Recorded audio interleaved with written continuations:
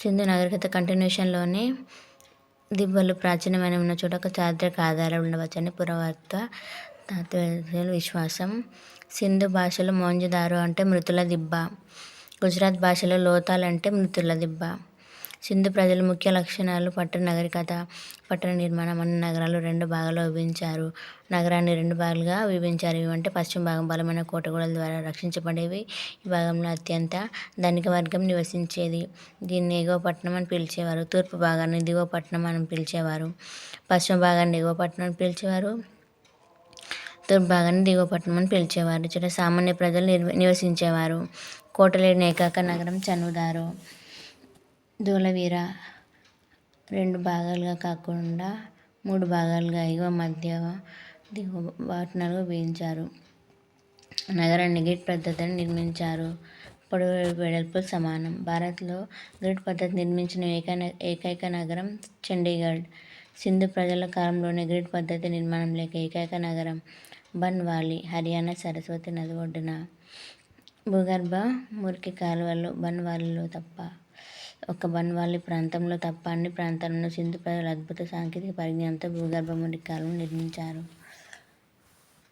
So ఇక్కడ కనుక చూసినట్టయితే సింధు ప్రజల ముఖ్య లక్షణాలు వచ్చేసి పట్టణ నాగరికత. వాళ్ళు పట్టణాన్ని 2 రకాలుగా విభజించారు. పశ్చిమ భాగం, తూర్పు భాగం. పశ్చిమ భాగంలో కోటగోడలు ఉండేవి. తూర్పు భాగంలో సామాన్య ప్రజలు నివసించేవారు. కోటలేని ఏకైక నగరం చనుదారో. ఇది ఎగ్జామ్ పాయింట్ ఆఫ్ వ్యూలో ఇంపార్టెంట్. కోటలేని ఏకైక నగరం చనుదారో.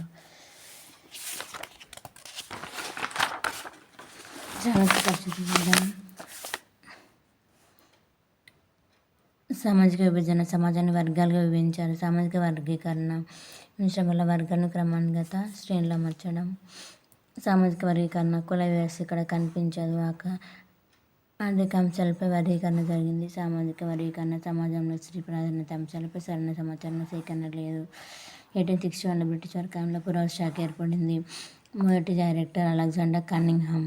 భారత పురావస్తు శాస్త్ర పితామహుడు అలెగ్జాండర్ కన్నింగ్హామ్.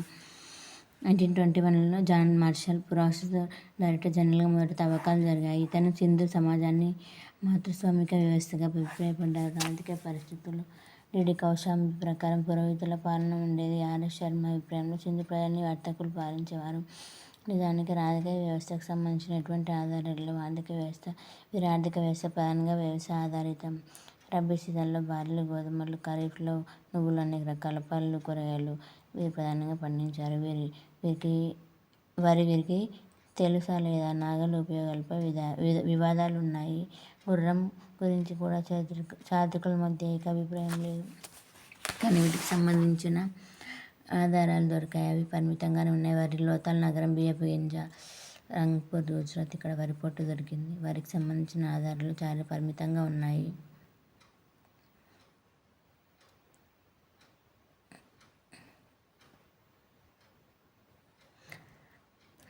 కాలిబంగన్. నాగలితో దున్న భూమి బయలుపడింది కాలిబంగన్లో.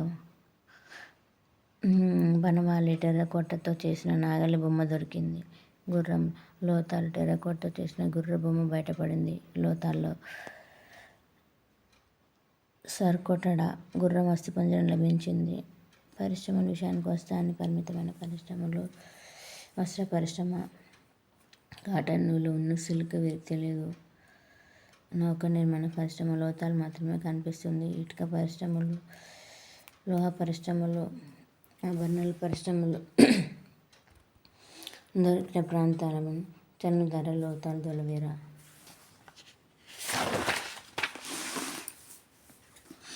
వాణిజ్య వ్యాపారం. జాతీయ, అంతర్జాతీయ వ్యాపారం జరిగింది. ప్రాంతీయంగా ఎడ్ల బండ ద్వారా, అంతర్జాతీయంగా లోతాల్ రేవు పట్టణం ద్వారా చేసేవారు. వీరి ప్రధాన నగరం ముద్రికాల ఆకారం. వీటిని విలువైన సిటిటైట్ రాయితో వేసేవారు. సుమేరియన్లు స్థూపాకార ముద్రికలను వాడేవారు. ఫస్ట్ వీరితో వర్తకం చేసేవారు కాబట్టి వీరు స్థూపాకార ముద్రికలను వాడేవారు. సుమేరియన్లు స్థూపాకార ముద్రికలు మోంజదారోలో భయపడ్డాయి. సింధు ప్రజల ముద్రికలు సుమేరియాలో చాలా ప్రాంతాలు. మరో ఆధారం సుమేరియా శాసనాలు. వీరి లిపి క్యూనిఫామ్ లిపి. ఇందులో భారత్ సంబంధించిన అంశాలు ఉన్నాయి. సుమేరియన్లు మెలుపా ప్రాంతం నుండి సింధన్ కాటన్ దిగుమతి చేసుకున్నారు. సింధు ప్రాంతాన్ని మెరుగగా వివరించేవారు. వస్త్ర మార్పిడి పద్ధతి అమల్లో ఉండేది. లోహపు నాణేలు 600 BC కాలంలోను, బంగారు నాణేలు 200 BC కాలంలోను కనిపిస్తాయి. మత పరిస్థితులు మాతృదేవతను పూజించేవారు లేదా అమ్మ తల్లి, పశుపతి, మహాదేవ అను పురుష దేవతను పూజించేవారు. మొహంజదారోలో దొరికిన ముద్రికపై పశుపతి చిత్రాలు కనిపించాయి. పశుపతి చుట్టూ రకరకాల జంతువులు ఉంటాయి. తర్వాత పశుపతి శివుడిగా పూజింపబడుతున్నాడు. రాళ్లతో చేసిన లింగం జనాంగాలు మొహంజదారోలో బయటపడ్డాయి. ఎద్దు, చెట్లు, పాములను పూజించేవారు. జంతువులతో కూడిన యజ్ఞయాగాదులు నిర్వహించేవారు. జంతు బలులతో కూడిన యజ్ఞయాగాలు నిర్వహించేవారు. చాలా ప్రాంతాల్లో తాయెత్తులు లభించాయి. నాగరికత అంతమవడం. మార్డమం వీలర్ పురావశాఖ జాన్ మార్షల్ తర్వాత డైరెక్టర్ జనరల్గా ఇతని అభిప్రాయం. ఆర్యుల దండయాత్ర వల్ల సింధు నాగరికత అంతమైంది. ఆర్యులు వచ్చిన తర్వాత సింధు నాగరికత అంతమైపోయింది. మొహంజదారో, చనుదారో నగరాల వరదల తాకిడికి అంతమైన ఆధారాలు కలవు. మొహంజదారో సుమారు 7 సార్లు వరద తాకిడికి గురైంది. సుమారు 400 నుంచి 500 సింధు ప్రాంతాలు, సరస్వతి ప్రాంతాలను బయటపడ్డాయి. భూకంపాలు, నదులు ఎండిపోవడం కొన్ని కారణాలుగా అభిప్రాయపడుతున్నారు. సో ఈ సింధు నాగరికత ఎలా అంతమైందంటే ఆర్యులు వచ్చిన తర్వాత ఆర్యుల దండయాత్ర వల్ల సింధు నాగరికత అంతమైపోయింది. సో ఇది వచ్చేసి సింధు నాగరికత.